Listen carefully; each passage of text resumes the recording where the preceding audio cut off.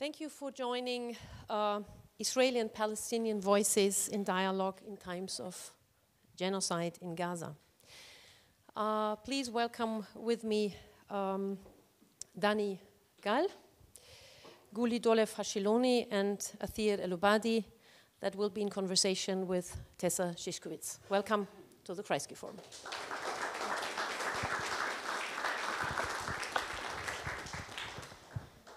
Let me say a few words at the beginning of this, for sure, important and so sad topic. Let me welcome you today at Rosh Hashanah, the first of the high holidays, the Jewish New Year.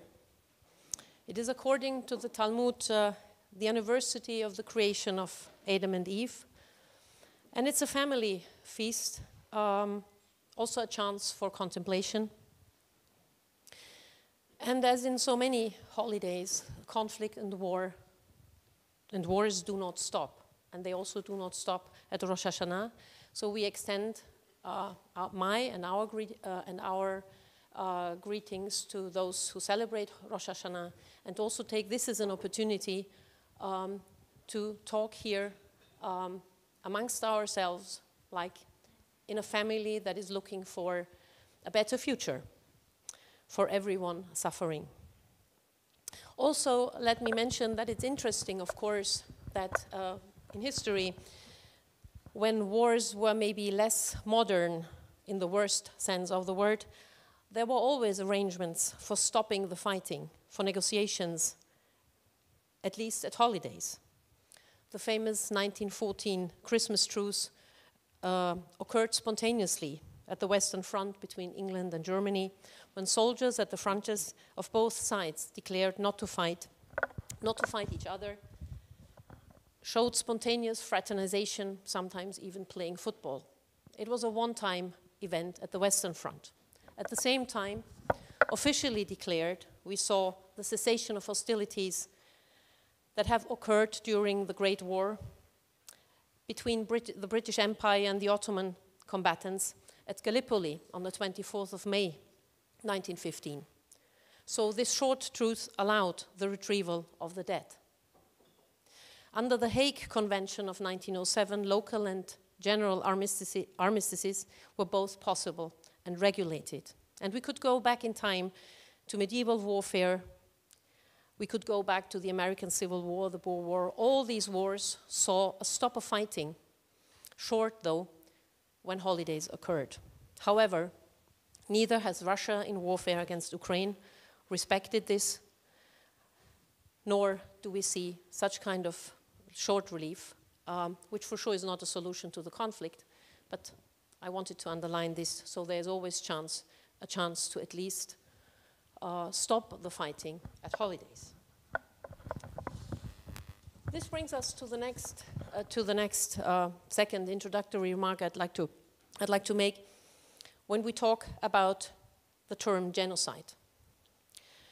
We chose this title based on the legal definition of genocide and related crimes, defined though as such by the United Nations, the Genocide Convention and the International Criminal Court, and the fact that the International Court of Justice has repeatedly stated that the Convention of Genocide embodies principles that are part of general, customary international law. This means that whether or not states have ratified the Genocide Convention, they are all bound as a matter of law by the principle that genocide is a crime prohibited under international law.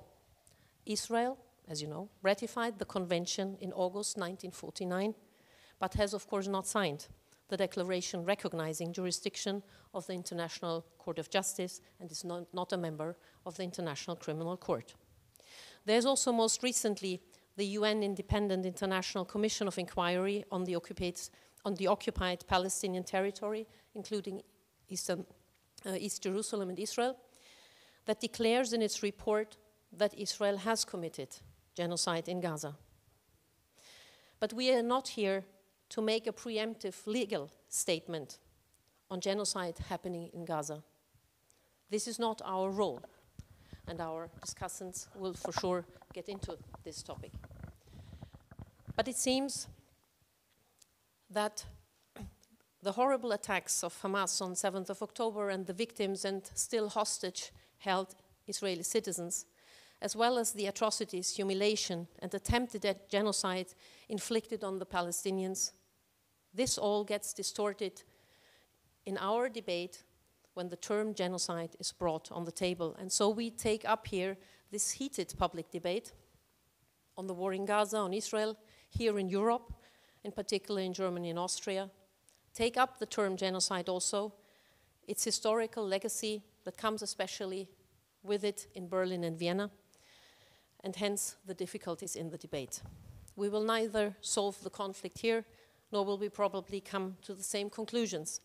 But what we should do is to inform ourselves of the many positions and facts in a most civilized and respectful way.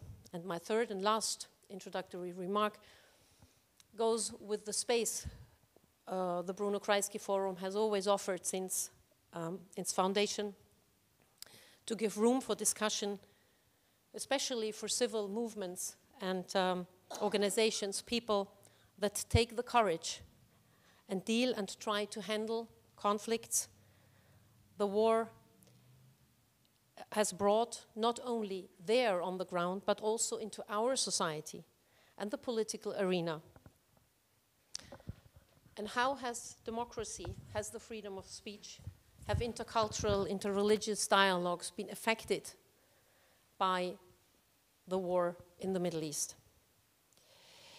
Are there maybe other doors that have been actively opened, and I think we have representatives here that actively try to open such doors of solidarity and dialogue? And whereas our panelists, and for sure many of you also here, have family, friends, beloved ones suffering in many ways directly from the conflict, from the hatred and atrocities on the ground also, here we have a safe space and can discuss. We live in an affluent democracy, and we should take advantage from the fact that we still have the right and opportunity to sit together, to talk to each other, and to stand together. And therefore, I'd like to again welcome Israelis for Peace and Standing Together here at the Bruno Kreisky Forum. And I wish you an interesting, insightful, and good conversation. Afterwards, you have the possibility, of course, as usual, to ask questions. Thank you very much for joining. Thank you.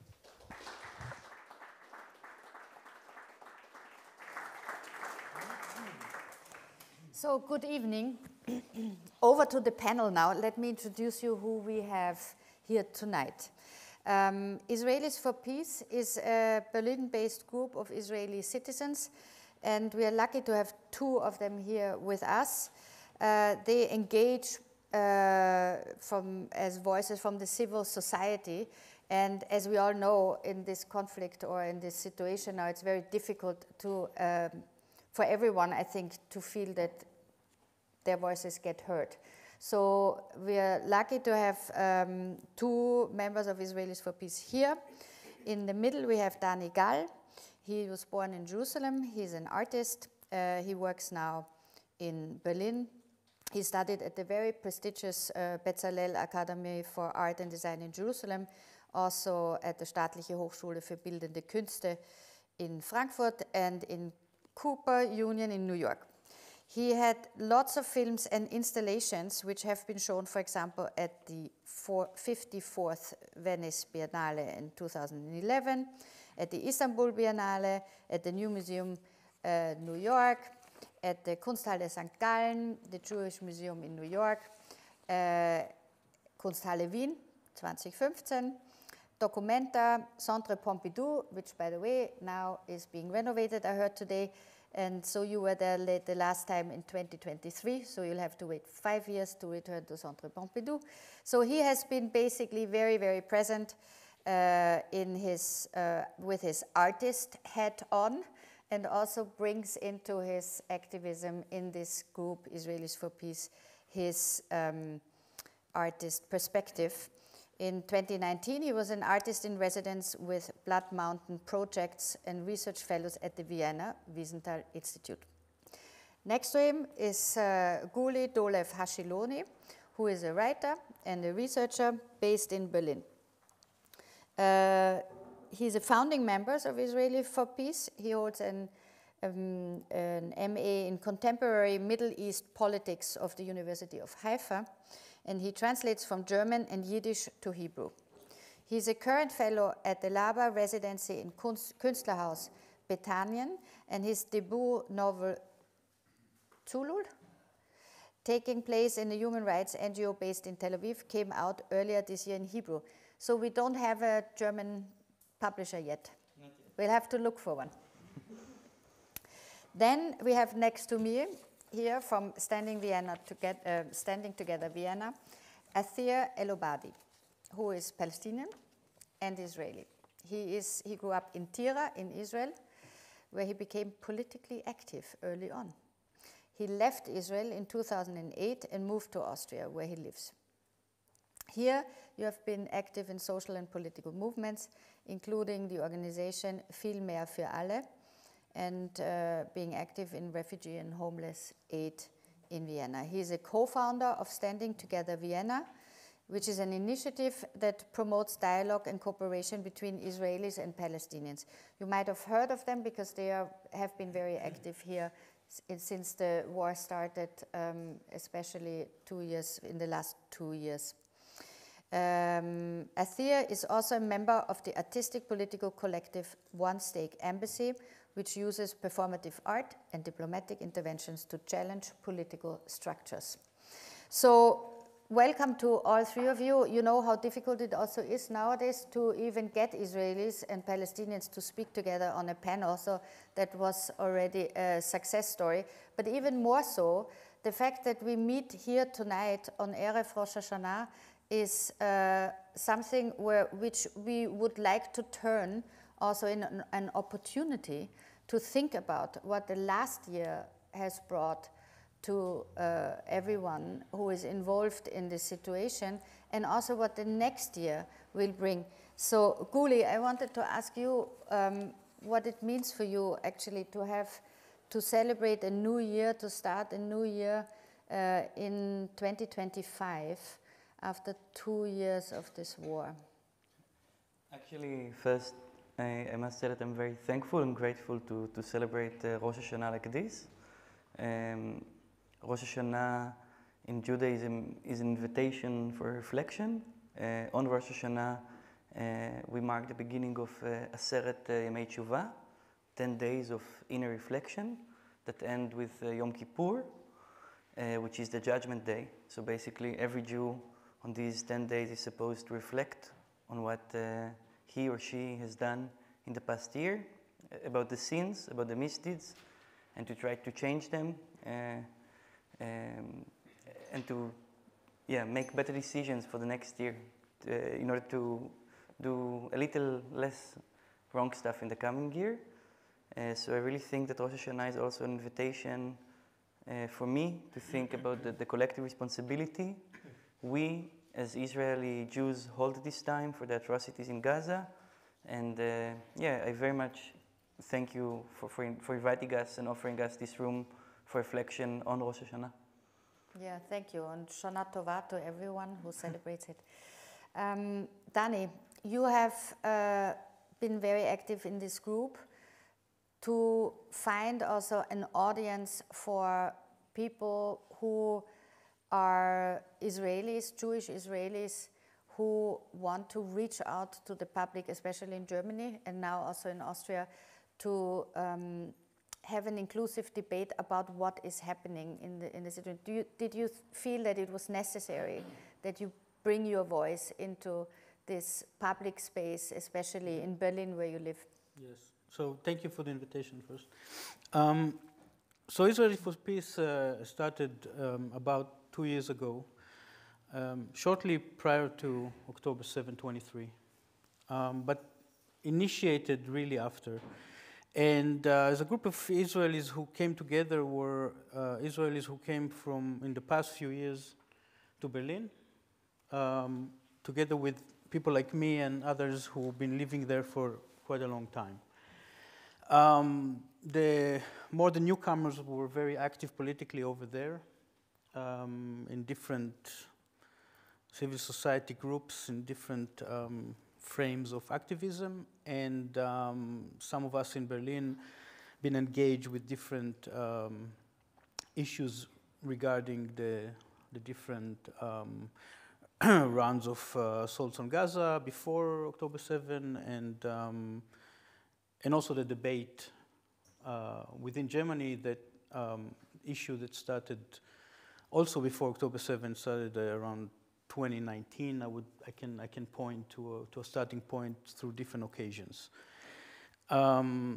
And we decided to come together, especially because we thought that it's very important to bring voices from over there, people with knowledge and experience on the ground, because we felt that there's so much misunderstandings and in a way how the discussion is framed from a very German point of view, but like we thought it's important to bring voices who actually grew up there and were active there, and also fill a gap that was a critical voice from Israel, a voice that takes responsibility over the occupation, over different, over this state crimes that we've been facing, and of course promote a dialogue. What existed before that is that you had the Jewish community and the Israeli embassy in Germany, who dictated pretty much a very, very pro-Israeli discourse. Well, and they dictate, or they just put forward sort of their point of view? Yeah, my point is that a lot of people, when the tension always came, there were waves of tension, and of course, since October 7, it's been overwhelming, talking in the names of Israelis, even in these ideas of protecting Jews and Israelis, talking in their names. And we felt that, most of the time they don't, or they try to talk in our names, but they don't really reflect what, we needed to create our own voice. And I can say that 2 years after we created this voice through weekly demonstrations in front of Auswärtiges Amt in Berlin, creating a community within, creating public events in English to the public, creating collaborations with Palestinians group, with other groups, with bigger organizations like Amnesty and so on. Athir, you are in Standing Together Vienna, so of course there's Standing Together that was founded in Israel. I've been at demonstrations of Standing Together in Haifa and in Tel Aviv. When you became active there, was this because you thought you needed to start a dialogue about the war? Was it before? Was it sort of an idea to create a space where Jews and Palestinian Israelis could meet in a place together, or was it more about reaching a public, for example, in Vienna, to introduce also your point of view? It's kind of a lot of all of the, like a bit of each one of the things that you just mentioned. At the very beginning, Standing Together Vienna was not created to be a movement. Like one state embassy, and we have to differentiate, because Standing Together Israel and Standing Together Vienna are two different organizations, and we are not a continuity of Standing Together in Israel. The idea was just about a week after the war started. We didn't know what's gonna happen, but there are a lot of casualties. There are a lot of civil casualties on both sides, on the Israeli and Palestinian side. The Palestinians starting from the 8th and on the 7th after the massacre of what Hamas did back then. So we felt there is a necessity to counter this kind of polarization that's going to take place and start taking place within the Austrian community as well, and between like the different communities that live here. And we wanted to have like one action where we can commemorate the death of all the civilian victims We called that action Standing Together because we wanted to stand together, all of us, Palestinians and Israelis, Jews, Arabs, and other people who also joined us. A lot of Austrians, a lot of people from different, like with different migration background. So this is how it actually started. For a lot of us who come from Israel, Palestine, this was also kind of a continuity of the activities that we did over there. I mean, I myself was very active for many, many years, also in the coexistence context in Israel. And people like Ruti Katz, who's sitting here, was also very active also in the West Bank with different organizations like Checkpoint Watch and many other people who, who saw that it's very necessary to continue kind of work that revives around the idea of coexisting and living together. Now, things developed and the whole situation culminated into a genocide, and we felt the need and the necessity to extend our work. So this is why we started doing other activities as well. The Vigil, which we hold once a week, every Wednesday at Platz der Menschenrechte, is just one of them. We felt, just like you guys, we felt the necessity to counter the misconceptions and the misinformation that's been happening over here. This is why we started to do activities where we would invite experts, people who actually work there in human rights organizations or other organizations, especially organizations where Palestinians and Israeli Jews work together. And give them some space in Austria to bring this information to the people, hoping to counter the polarization in a way, and hoping to counter the misinformation and misconception and all the instrumentalization of this misinformation that's been happening and taking place in Austria. We are doing symposiums as well. So the next one is going to be in November. Sorry, I'm using this platform also as an advertisement platform, where we are inviting people from human rights organizations in Israel to come and talk about what's actually happening over there. One of the main things that we are really working on right now, because this is the burning issue, there is a genocide happening in Gaza, is to achieve somehow some kind of a pressure on the politics in Austria to stop being complicit in the genocide by taking legal means necessary to contribute into stopping the genocide, which it hasn't been doing until now. We're doing this through coalitions that we're building with other civil rights organizations like Amnesty International, for instance, or other political parties or other student organizations. So this is our main focus right now. Okay, so let's unpack it one by one, or everyone together. There's many things that were said now, but maybe one thing first. Do you have the feeling that since you sort of started having these public meetings also with people, has it become easier or more difficult over the past 2 years to reach people? Because I sometimes feel people are, the emotional polarization is happening so rapidly that it's often very difficult to have a discussion at all, even if you say things like that, people should be able to have a dialogue together, even if the situation is very difficult. So is it easier or more difficult now than 2 years ago? It's not easier. I wouldn't say it's easier to bring more people on the table to talk. We used to have people who spread more, who would come to the events, who would spread more, would come from the broad political spectrum, so to say, and were able to have some discussions. But I have the feeling that things getting a bit narrow. To the events, we have a lot of people who come, but mainly people who are, I would say, who support what we stand for, who support our inclusive principles, and the idea of recognition from both sides, to recognize the history and all the deeds or all the violent deeds that happened. But it's not easy, no. I also have the feeling that since things shifted and the focus is now is to stop the genocide. So it sometimes sounds very, kind of hippie-esque to talk about peace and to talk about coexistence while a genocide is happening. And I think this kind of talk or this kind of conversation and dialogue doesn't sound as something that people want to, focus on right now. But it depends also on the event. There are events where more people come who are more interested into knowing the other side and into meeting the other side.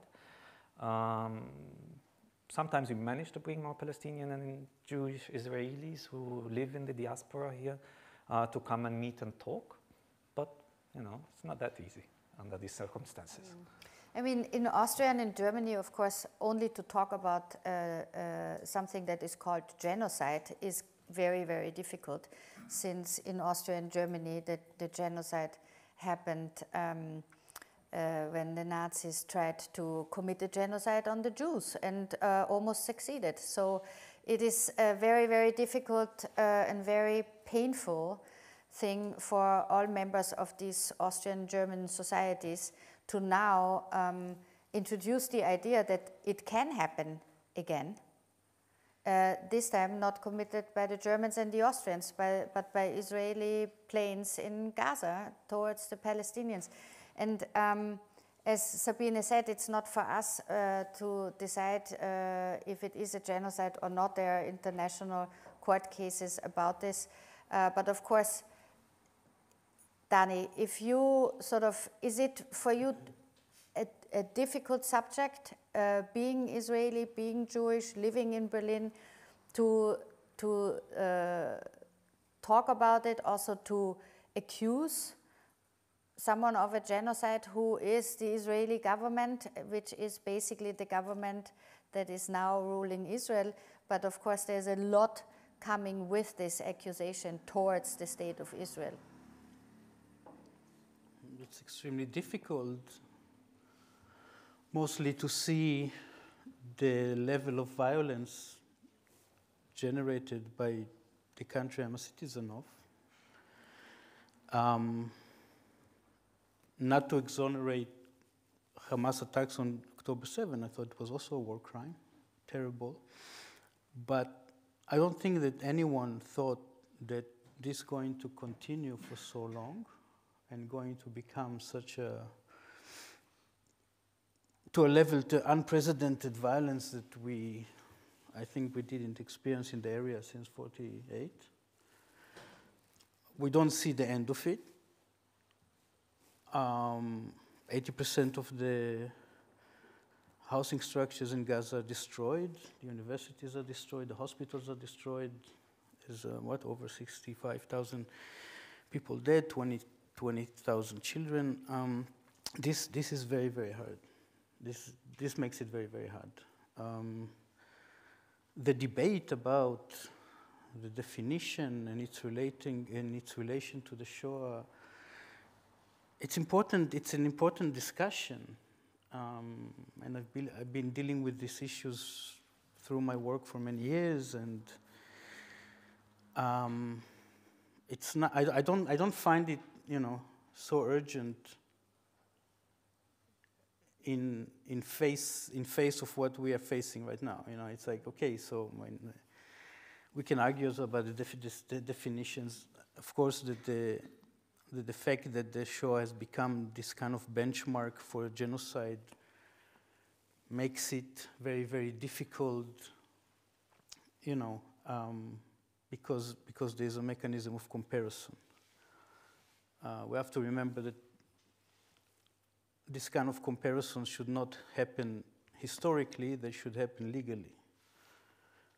Obviously, it's not the same situation at all, and it's not the same scale of situation. But we have to focus on the situation that we have in front of us right now. So, Guli, is it for you a question also of a collective responsibility, that you feel that the Israeli community anywhere, if in Israel or in the diaspora, has also to speak out against what happens in Gaza now as an Israeli citizen? Yeah, sure.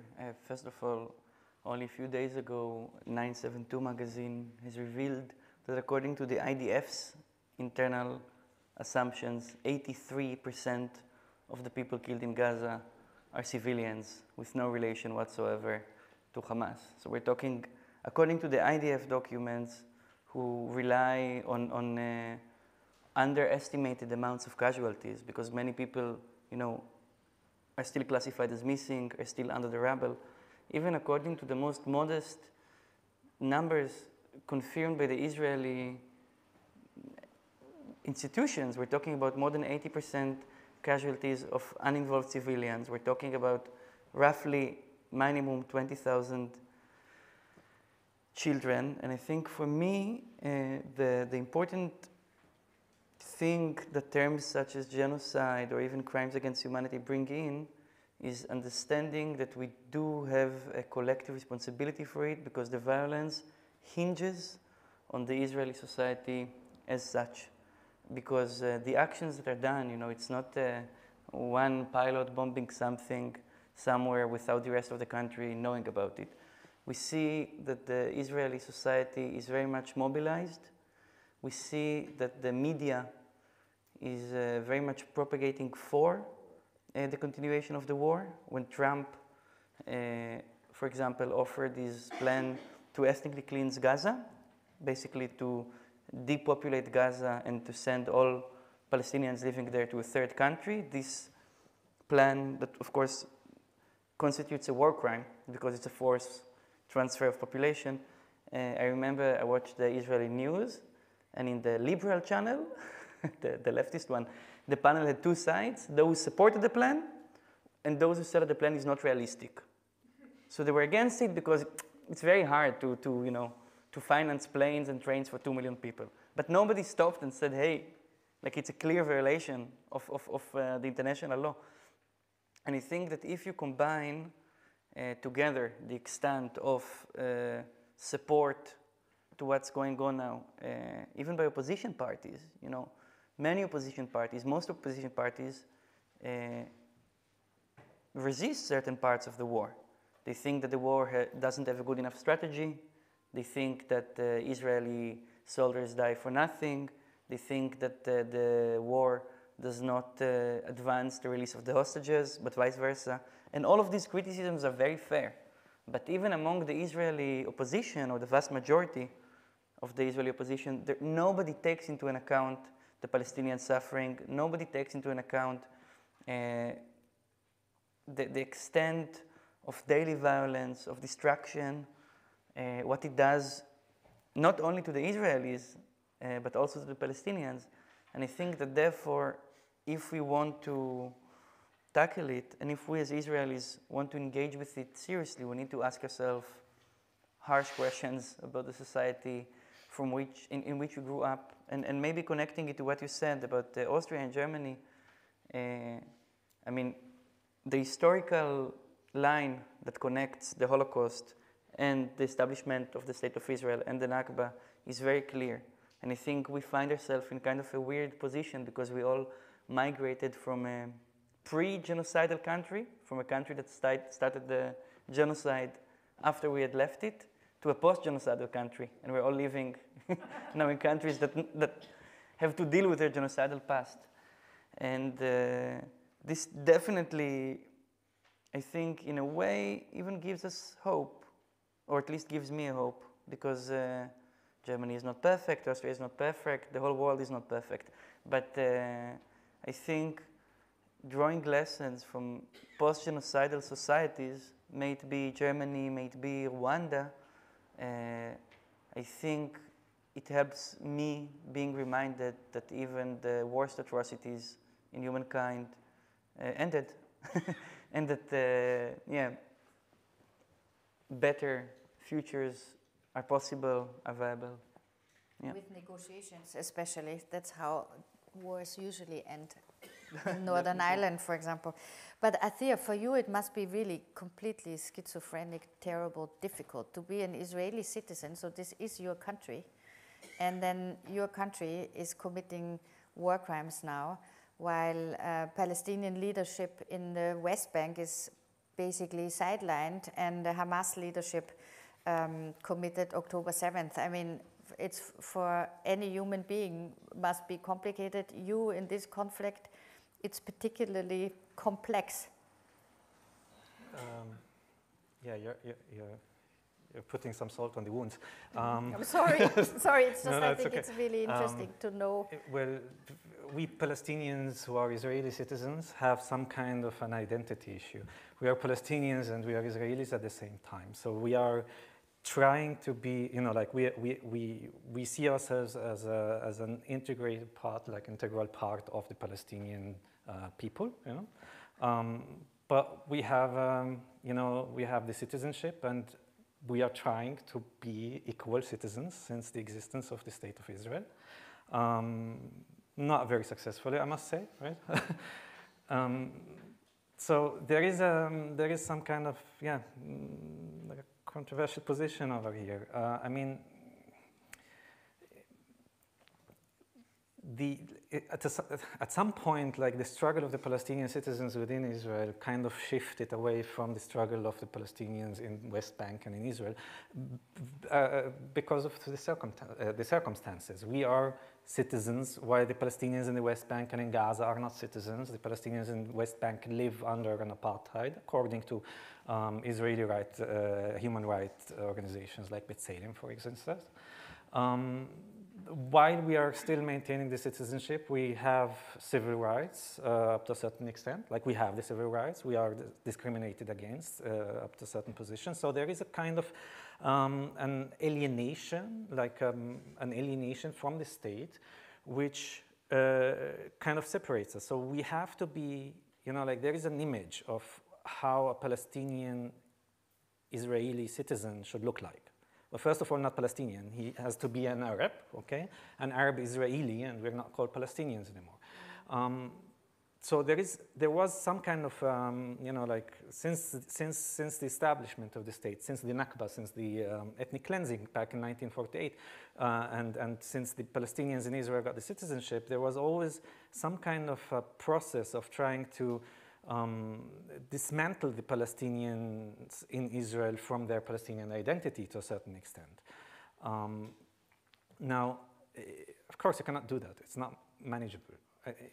And most of the Palestinians still hold this identity. Now, still being a citizen and have been raised there and lived there and went to school there and have friends and, you know, like, and work there and have friends who had lost people also on the 7th of October in the massacre, in the war crime that was committed by Hamas.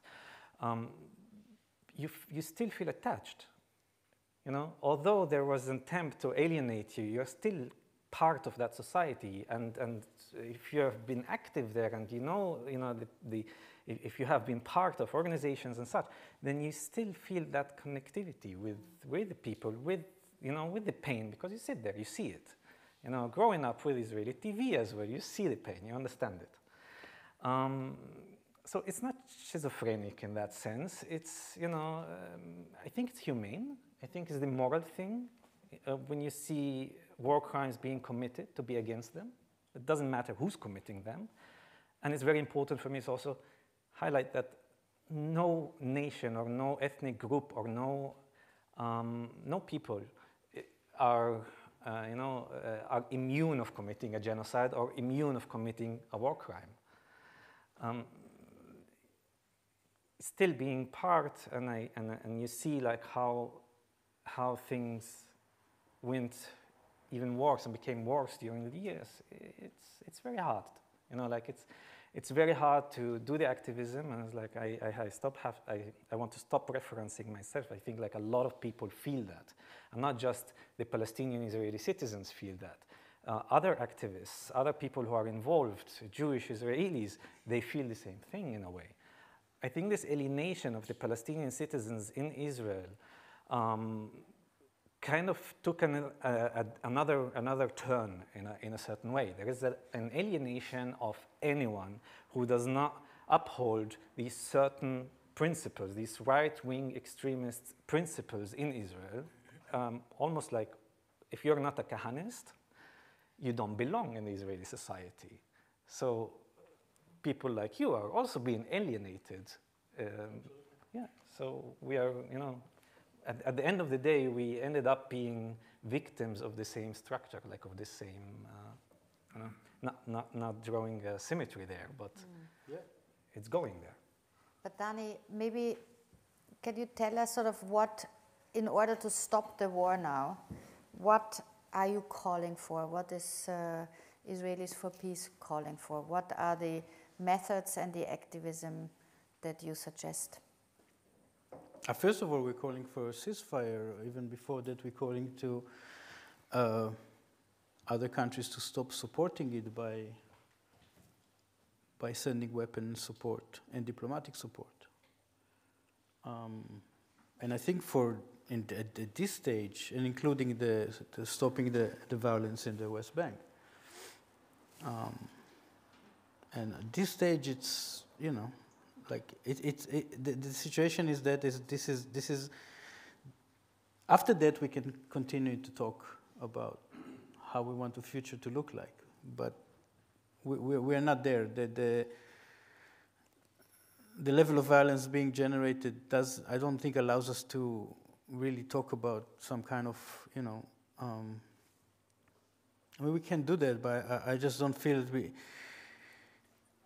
can talk about like solutions. Another point about this idea, these conversations about solutions, it has been very frustrating where you see that the people who have the powers, the governments, are clearly not doing their job in creating these solutions. Even the creativity of imagining them. So we, activists, people with no power, have to do it for them, you know, or not for them, but for us. Another point that I want to continue what you said, that you have to remember that it's clearly a strategy of divide and conquer. There is the Palestinians who live in citizens. There are the Palestinians in East Jerusalem, the West Bank, Gaza, and the diaspora. They all at the end belong to the same group. Israel created a situation where a lot of people think that it's not the same group anymore. Some even say on the Israeli news that Gaza is a state. You know, obviously this state is a terror state, and everyone who lives there is a terrorist.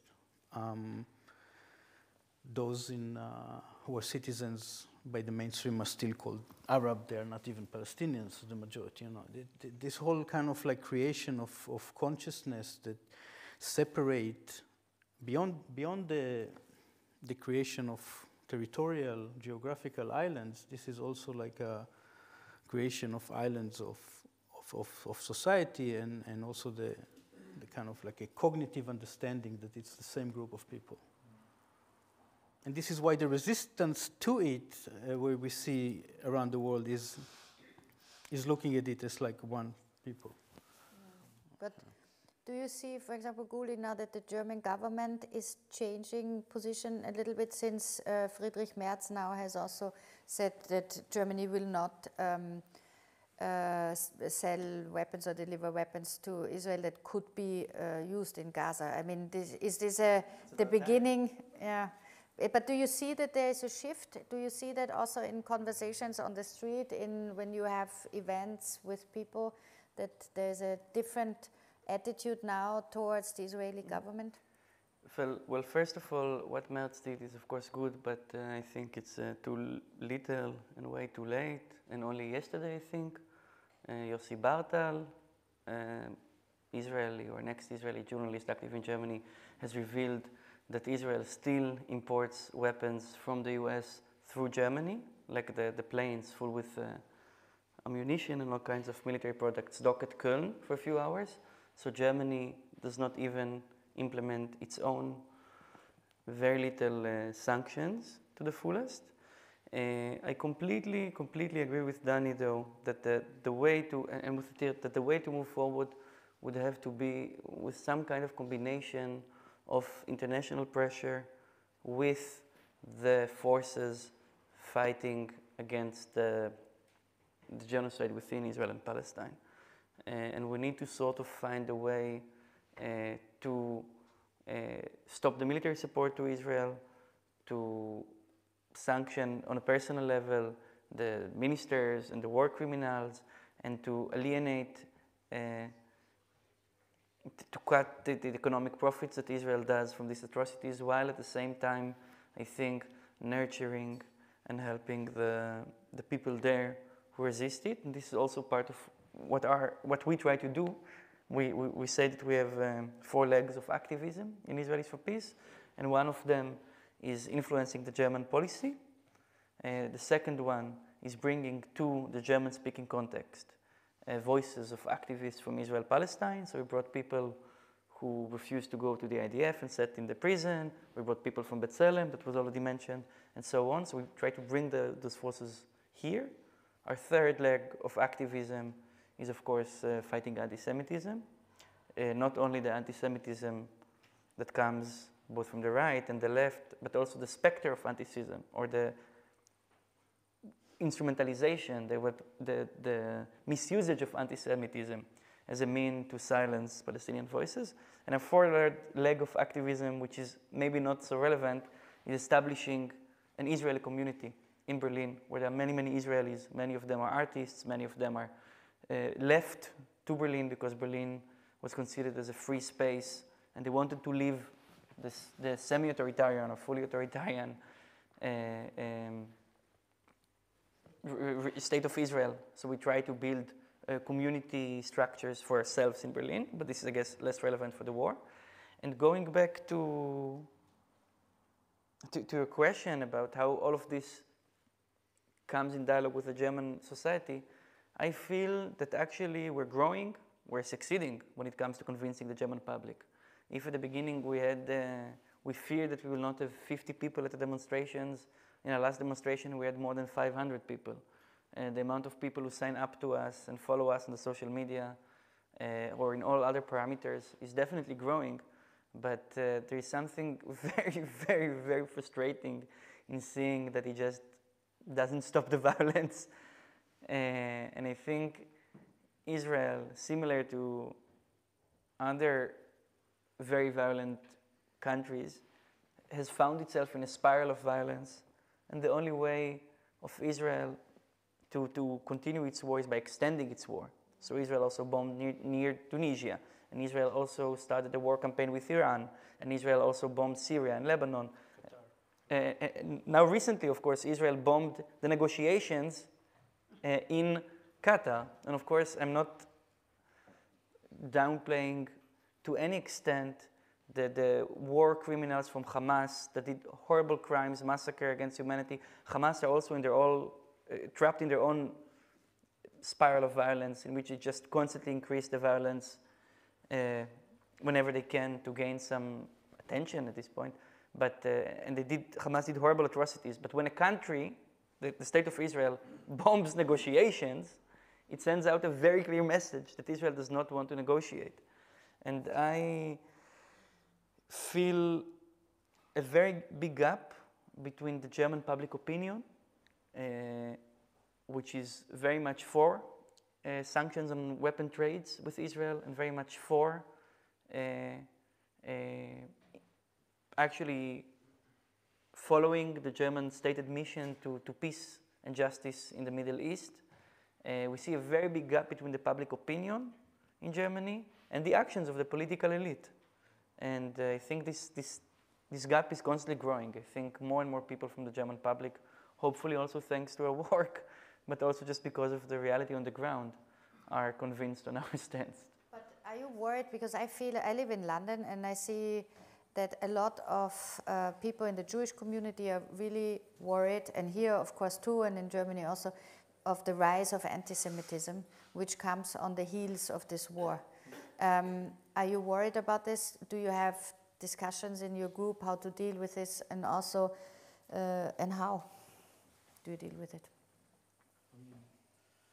Yeah, sure. We're worried about it. The question is like, why?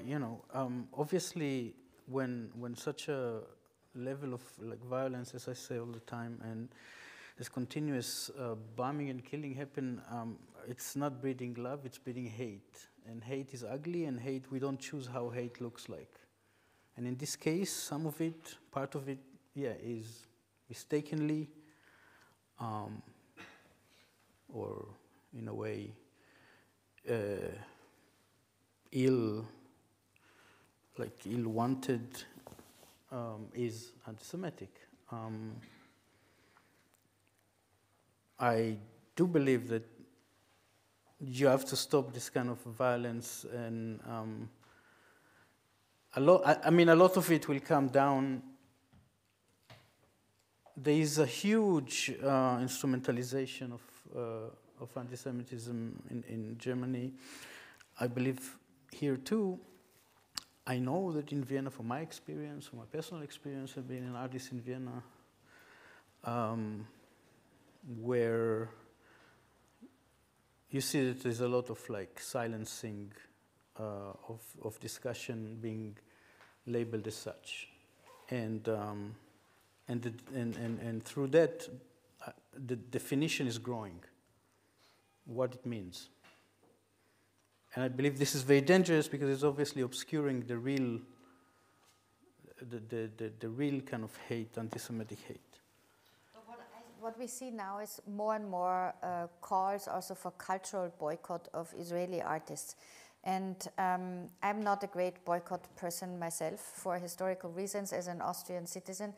And I also think that to boycott artists who often are very critical towards their own government is maybe hitting the wrong people. You are an artist yourself, Dani. How would you suggest people deal with the question of boycotts? Where is a boycott? Does it make sense, and where does it not make sense?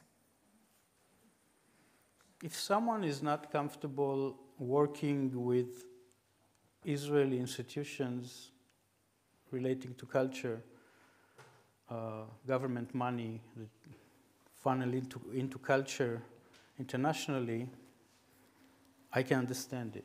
And there's nothing I can argue about.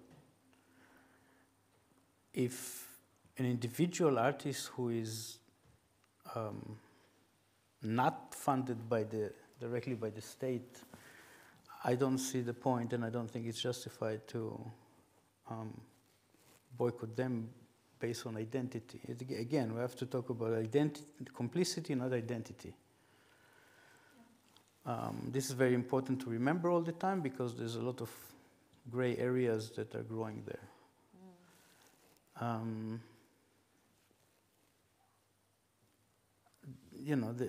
Those gray areas are nothing that I can point. Unfortunately, there's no way to know.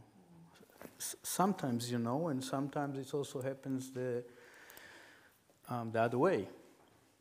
This kind of cancellation, boycott, corporation, where, I mean, in Germany you have it a lot, and you had a huge wave of it post October 7. Critical voices through art or through their voices were basically eliminated from the public space.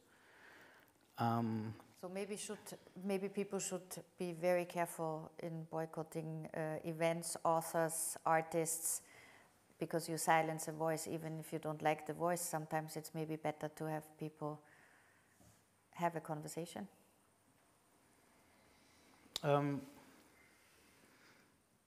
There's a difference, and I don't really support it, but we have to understand the difference between a popular movement, if it gains popularity and it manages to get people to agree with it, and state power.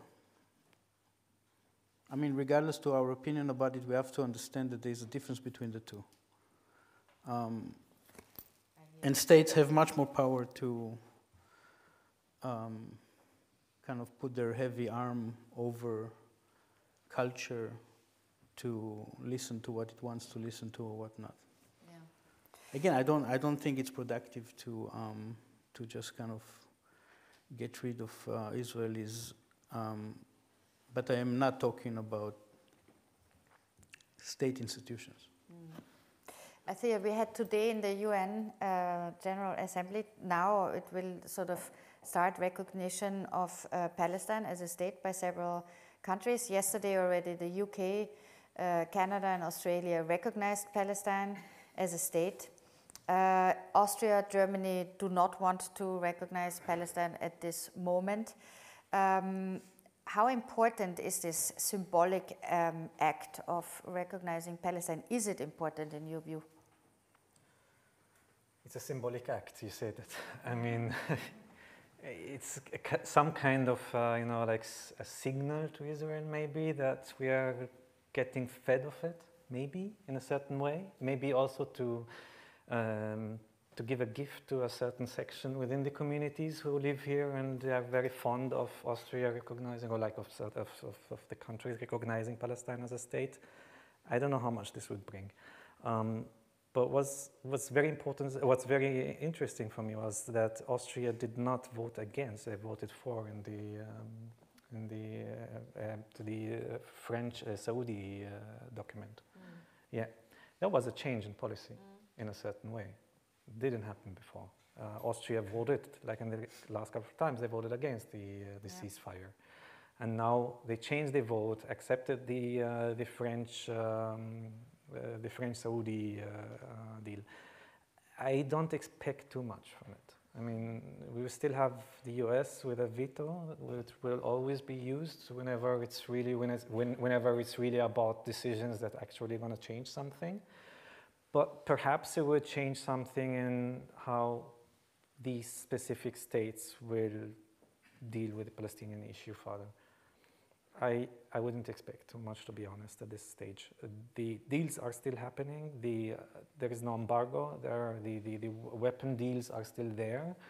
The trade deals are still there. They are not changing.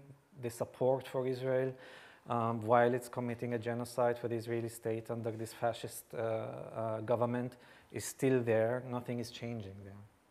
So. This is what needs to be changed. You don't need a recognition of the state of Palestine on paper, but without actual actions to stop the genocide that's being committed. Well, the Israeli government said it's a recognition of Hamas terror to now recognize Palestine. I mean, like one of the Yair Golan, we talked about it before. Leader of the left party. Yeah. Leader of the so-called left party, the Democrats. Demokratim. The Democrats, yeah. The Democrats is a merge of two political parties, it's Meretz and Avoda. Was it still called Avoda? I think it was still called Avoda before they merged together. Avoda is basically the continuity, the Labour Party is the continuity of the party of Ben Gurion. If you go back, police, Mapam. A quick history of the and he's supposed to be, liberal Zionist, very left, and who just came and said that this is talking about the recognition of a Palestinian state is disastrous for Israel.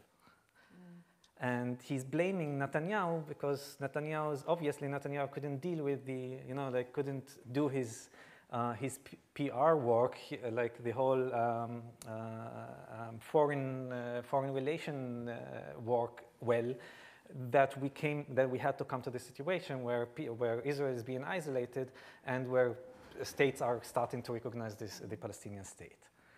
And he talked about the necessity to for him, a solution would be to separate on the civil level, the civil law, while still continuing to have the security upper hand, basically, and control over the Palestinian territories. And this comes from very, in Israel, someone who's considered very left person. So it shows us how difficult the discussion is within Israel, and maybe also how far away we are looking at this question of a symbolic act like the recognition. The answer of the Israeli government was immediately to say, okay, let's annex possibly 85% of the West Bank. We have to understand that the discussion within the Israeli society is very, very different than the discussion from without. It's two completely different worlds. It's very strange to people like us. I was there a few weeks ago to understand that it's just a different discussion. And you know, an example for it is that you have people like liberals there who've been investing in their hatred towards Netanyahu. I think they lost like years of their life investing in hating him so much and wanting to get rid of him. Once it comes from the outside in the form of an arrest warrant by you know, the international court, they're all against it. They are all protecting, because it means that they will have to admit that the society committed crimes, including the how do you call her, the jurisdictional applicatud, who is fighting, who has been suffering from attacks on her, on the democratic institution she represents. Even when it came to the international law, she was, you know, rejecting it. But I mean, honestly, I think it is in every country a little bit like this. It's easier when you are among yourselves, you criticize each other. When from outside somebody comes and says like, okay, this country goes the wrong way, then immediately suddenly people stand together and say like, really? So I think it happens a little bit. It's maybe a little bit more urgent in Israel right now than it would be in other countries. Maybe the point is less about Israel and more about Europe. I think that the discussions that take place in Europe about Israel's intentions are completely idealized. The people in Europe that say that Israel just intends to take care of its security, and if there are violent actions, they're done on purpose, they're done without intention, unpurposely. Those are voices that we hear quite often in Europe, and those voices are completely detached from understanding what the Israeli ministers say day and night. Like the Israeli ministers say that we should, that the finance minister said that we should, that Gaza is a real estate bonanza. The Minister of Security, I think yesterday or the other day, shared a video of exploding the last university, the last higher education place in Gaza, the Islamic University, writing, what? He wants to build housing for the police. Yeah, he wants to build villas there. Also, you know, There was Minister Eliyahu wanted to drop an atomic bomb on Gaza. Gila Gamliel, which is one of the most moderate ministers considered to be, Gila Gamliel said that no Arab beast should be allowed to live in Gaza after this war and so on. So I think all the people that say that Israel is only securing its economic interests, security interests, just don't open the Israeli news and don't read. You know, it's very easy to go into Facebook or Twitter and see what the Israeli ministers are actually doing and press the translate button. And it's very, very, very problematic when people from Europe, and especially from Germany and Austria, say, no, if Smotrich and Ben-Gvir say it, it doesn't really mean a thing, they're only radical. Because if you say that the whole government of Israel is radical and don't represent Israel, and if you say that the whole ministers of Israel are radical and don't represent Israel, basically what you're saying is that you don't judge the actions of Israelis as such. You basically say that you have a very idealized image of what Jews are. And you don't judge Israelis according to what the Israelis are doing, but you judge Israelis according to what are your expectations of Jews. And I think that this is the way, of course, this is yet another way in which anti-Semitic traits or philo-Semitic traits, which are the other side of the coin of the anti-Semitic traits, manifest themselves in the German and Austrian discourse. That people would just not acknowledge the actions of Israelis as such. I think large part of our work in Israelis for Peace is also distinguishing, differentiating, decoupling, which is also, in brackets, a very, very Jewish thing to do. Half of the Jewish mitzvahs, half of the Jewish rituals are separating light from darkness, separating sacred from profane. And I think the reason we call ourselves Israelis for Peace is to separate between the Jewish identity and the Israeli one. The reason we're talking this way is also a way to show the world, or at least to show you, that also the Israelis are not a monolith. And also among the Israelis, there is resistance to what's going on. And I think a large part of what we have to do is to decouple, distinguish, and also rehumanize the way Jewish subjects or Israeli people are treated in Europe, and our aim is to be judged by our deeds and not by other people's expectations. And all of this, of course, hopefully, eventually, would help us solve the real issue here, which is not expectations regarding Jews in Austria, but rather the 20,000 children that were murdered in Gaza in the last 2 years, according to the lowest estimations. I hope that makes sense, this all tour. I want to add to it, it's a confusing media image. I heard a couple of days ago someone from the CDU in the television saying we shouldn't put sanctions on Israel because we should support the civil society because they are against the government. It is a confusion image. If you see 200,000 people in Tel Aviv, it is good, and I support it. But at the end of the day, it's the minority of the people. The majority of the people you don't see on the street, and they're supporting it. And even those who are outside concentrate almost exclusively on the fate of the hostages, which is very much important issue that we should talk about, but not only. So it's a confusing image that you think, okay, the society is against, and then it labels the government as extremist.